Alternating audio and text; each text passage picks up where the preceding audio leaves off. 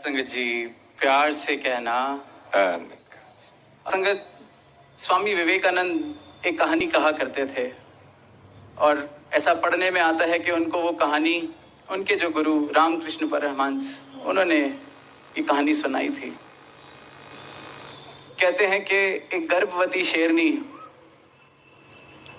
शिकार पर निकलती है तो जैसे ही एक भेड़ों का झुंड देखती है तो छलांग मारती है, झपट्टा मारती है और उस प्रोसेस के अंदर वो अपने बच्चे को तो जन्म दे देती है पर खुद उसकी मृत्यु हो जाती है। तो वो जो शेर का बच्चा शेरनी की गर्भ से निकला होता है वो जाकर उस भेड़ों के झुंड में ही गिर जाता है।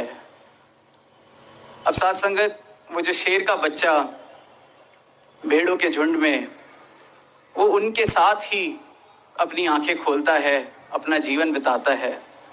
जैसे भेड़ सारे चलते हैं वैसे ही वो उनके साथ चलता है, जैसे वो घास खाते हैं वैसे ही वो घास खाता है, जैसे वो मिमियाते हैं वो शेर का बच्चा भी मिमियाना सीख जाता है।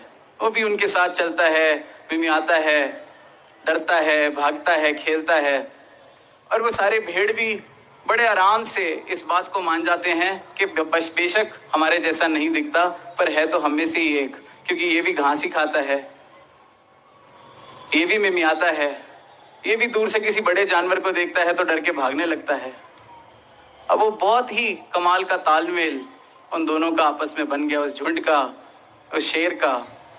तो एक दिन वो झुंड, उसमें वो शेर का बच्चा अब जो थोड़ा बड़ा हो गया, एक विस्तारित रूप उसने ले लिया, पूरे एक शेर का सुंदर विराट पर चलता भेड़ की तरह ही है, मिमियाता भेड़ की तरह ही है। तो वो झुंड एक जगह जा रहा था तो कहते हैं एक बूढ़े शेर ने उस झुंड को जाते हुए देखा। बूढ़े शेर को भूख लगी थी, वो भागता है इस झुंड की तरफ शिकार के लिए और सारे का सारा झुंड, जैसे ही हमने फिल्मों में, टीवी में देखा है कि कैसे जब शेर शिकार करने निकलता है तो भेड़ बकरियां किस तरह भागती हैं अपने आप को बचाने के लिए, वो पूरे का पूरा झुंड भागने लगता है और उस झुंड के साथ साथ वो तगड़ा विराट शेर का बच्चा जो उन मेमनों के साथ बड़ा हुआ है वो भी दौड़ता है उस बूढ़े शेर को देख के। और साथ संगत, वो जो बूढ़ा शेर है जब वो ये दृश्य देखता है वो अपनी भूख को भूल जाता है। वो कहता है ये हो क्या रहा है। तो वो क्या करता है कि वो भेड़ों को छोड़ के उस शेर के बच्चे के पीछे ही भागने लगता है और वो भागता है और जब शेर का बच्चा ये देख रहा है वो और तेज भागने लगता है, डरने लगता है। अब फाइनली वो बूढ़ा शेर उसको पकड़ लेता है, पहुंच जाता है उस तक और उसको दबोच के लिटाता है। और जैसे ही उसको लिटाता है तो क्या देखता है कि वो शेर का बच्चा हाथ जोड़ रहा है, मिमिया रहा है कि मुझे बख्श दो, मुझे कुछ मत कहना, मैं तो घास खाने वाला एक छोटा सा मेमना हूं। अब वो बूढ़ा शेर और परेशान होकर कहता है कि तू 2 मिनट चुप हो जा। वो कहता है तो 2 मिनट चुप हो जा और फिर उसको घसीटता है तो पास में एक तालाब होता है, तालाब तक लेके जाता है। कहता है देख नीचे। वो देखता है, अब वो जो विराट शेर जो सालों साल से एक मेमने की तरह जी रहा है वो देखता है अपना चेहरा पहली बार और साथ खड़ा देखता है इस बूढ़े शेर को। और साथ संगत, 1 मिनट नहीं लगता कि वो जो मिमिया रहा था 2-4 मिनट पहले तक वो गुर्राने लगता है, गरजने लगता है। उसको 1 सेकंड लगा उस मेमने से शेर बनने का और उसने उद्घोष कर दिया अपनी दहाड़ से, गूंजने लगी उसकी दहाड़ कि मैं एक शेर हूं। यही साथ संगत सदगुरु करते हैं। बस इनकी संगति, इनकी रहमत मुझे ये एहसास दिला देती है कि मैं हूं क्या। अब साथ संगत, अगर वो बूढ़ा शेर उसको अपना शक्ल दिखाने की जगह उस बच्चे को एक किताब दे देता या एक शास्त्र दे देता कि मैं एक शेर हूं, कि बच्चे इसको पढ़ो, पढ़ के ऐसा इसका स्मरण कर लो, तुम्हें पता चल जाएगा कि तुम कौन हो। इतना ध्यान लगाओ इस बात पे, ये लो ये मंत्र कि मैं एक शेर हूं और ये पढ़ते चलो, तुम मान जाओगे कि तुम शेर हो।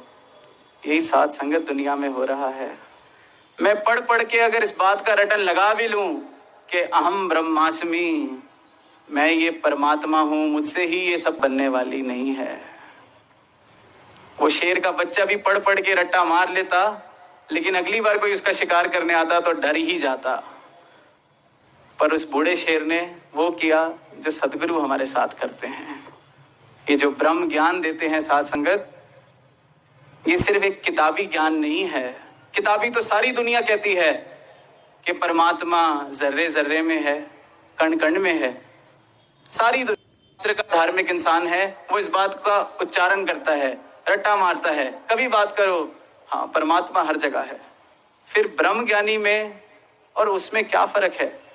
बात तो मैं भी वही कर रहा हूं, बात तो आप भी वही कर रहे हैं, बात तो समझाई यही जा रही है कि जर्रे जर्रे में परमात्मा है। पर ये रट्टा तो हर एक इंसान ने, जो अपने आप को धार्मिक कहता है, मारा ही हुआ है। तो ब्रह्म ज्ञानी की अवस्था उसके अनुभव पर, बोध पर है, मात्र शब्दों पर नहीं है। और साध संगत दास अक्सर ये बात कहता है जब भी मौका मिलता है कि इसलिए ये कोई धर्म गुरु नहीं है, इसलिए इनको कोई आम गुरु ना समझे। इनको सतगुरु कहा ही इसलिए जाता है क्योंकि सिर्फ और सिर्फ इनका एक काम और एक ही मतलब है कि सच के साथ जोड़ दिया जाए। जो जुड़ सकता है उसको इस एक सच के साथ जोड़ दिया जाए। और धर्म का भी अगर हम अर्थ सही मायनों में माने तो वो सिर्फ ये परम सत्य ही है जिसके साथ सदगुरु हमें जोड़ते हैं। और इसलिए ये सदगुरु हैं, और इसलिए इनके जैसा फिर दूसरा कोई नहीं। दास ने कहा कि शायद सूरज का रोशनी जब तक नहीं देखी जाती तब तक विश्वास नहीं होता कि सूरज है। साथ संगत सूरज की रोशनी जितनी भी हो फिर भी उसकी कोई सीमा होगी, कुछ ही प्लैनेट्स तक पहुंचती है जब हम साइंस पढ़ते हैं, सोलर सिस्टम। पर इनकी कृपा, इसकी कोई सीमा नहीं है कि हम सबका ये सबक पक्का कर दो कि कहे अवतार गुरु ही रब है, इस विच कोई बुलेखा नहीं, किसी बुलेखे में कभी ना पड़ जाएं। आपके चरणों की धूली बनकर ये जीवन ताउम्र गुजरता जाए, आनंद लेते जाएं, भक्ति करते जाएं, और ऐसा अपना रंग चढ़ा दो कि मेरी मैं का कोई एहसास ही ना बचे। सिर्फ तू ही तू हो, सिर्फ तू ही तू हो। साध संगत जी प्यार से कहना।